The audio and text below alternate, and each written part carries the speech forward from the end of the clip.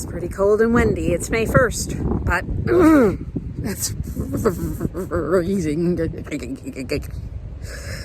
Anyways, it's the wind. It's cold and windy. And then this is where I'm working. Loving it. I'm okay with being in lockdown because I can go outside in my yard and enjoy this serenity. I'll share a little bit with you so you can share it in the serenity. I'm going in the house.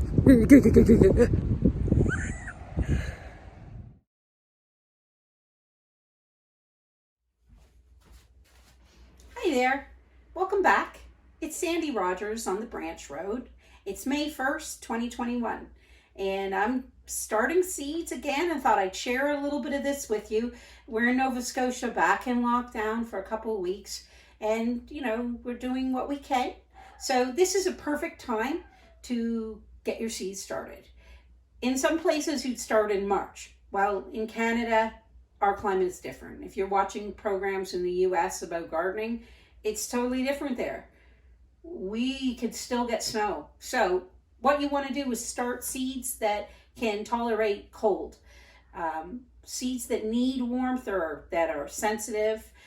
You might want to wait till June to start them or start them indoors. So I'm starting some plants indoors, and what I've done is I've put soil in some pots. Just use containers. These little applesauce containers that I scored from my neighbor.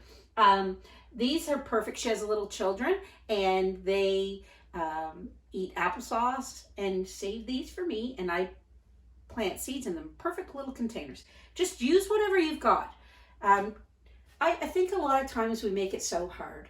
Nature is going to grow things without our help. But if there's certain foods that we want access to, just buy seeds that you like and get them started. Read the directions. It's not hard. Gardening is for everyone. So I'm not an expert. I'm just sharing experiences in my life and having fun with it. Put on some music, sing around, dance. It gives me an excuse to get out in the sun. You can have a glass of wine and do it. It's not hard. So pick some seeds, put them in the ground. Suggestion, once you get the soil in the pots that you're going to plant, wet them. Get them really wet. Then put the seeds in, because the potting soil is very dry and it'll just mess your seeds all up.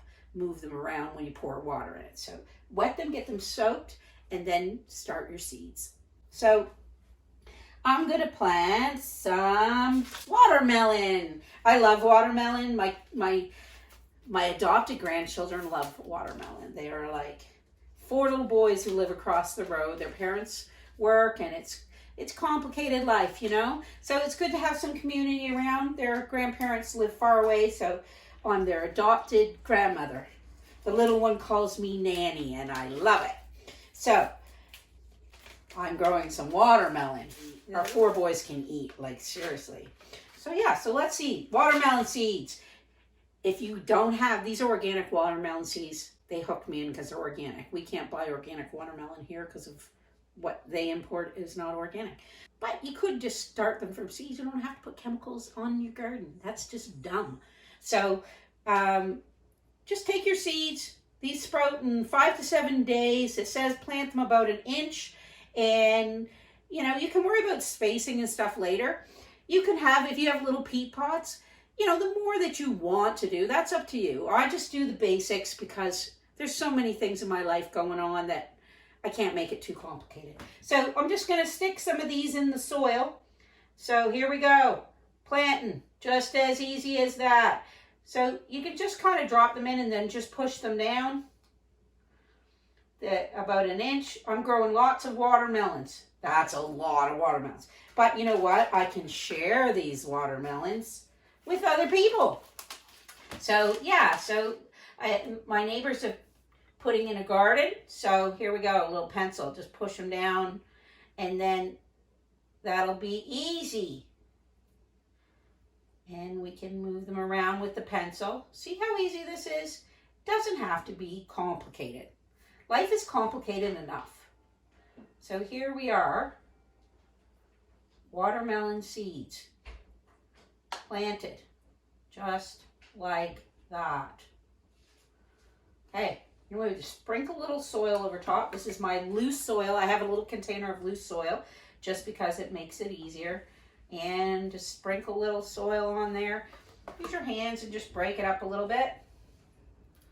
There we have it. Watermelon is planted. There we go. Now wet it. See, if you pour this on and the whole thing is dry, your seeds will go everywhere. You can check it later, go back and check it. It's simple. And if there's seeds popping up, push them down, put a little more soil on it. And that's it. So I've got a little label thing. You can use a magic marker and write on it if you forget what it is. So that's my watermelon seeds planted. I'll show you a couple other things. This is basil that I have growing. Basil takes a long time to grow from seed.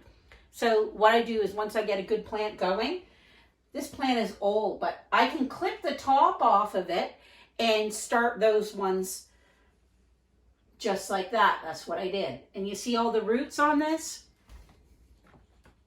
These need to be put in soil, so I'm going to do that. Yeah. And these are some hollyhocks that I planted.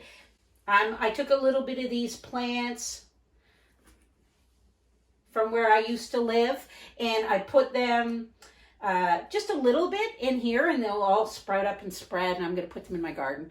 I basically want a garden everywhere. So, you know, you just dig a little hole, put a little earth in it, put your plants or seeds in it, and just keep growing things. Just keep adding. The earth needs diversity. We can't be making everything grass or one monoculture. That's killing us all. And we need to be conscious. This is a good way to become more conscious and to save money, to get locally grown food for ourselves and our friends. It's a great idea. So this is what I'm doing. This is my spring thing. This is what with my spare time, this is what I want to do. Take care. Peace and love from the Branch Road.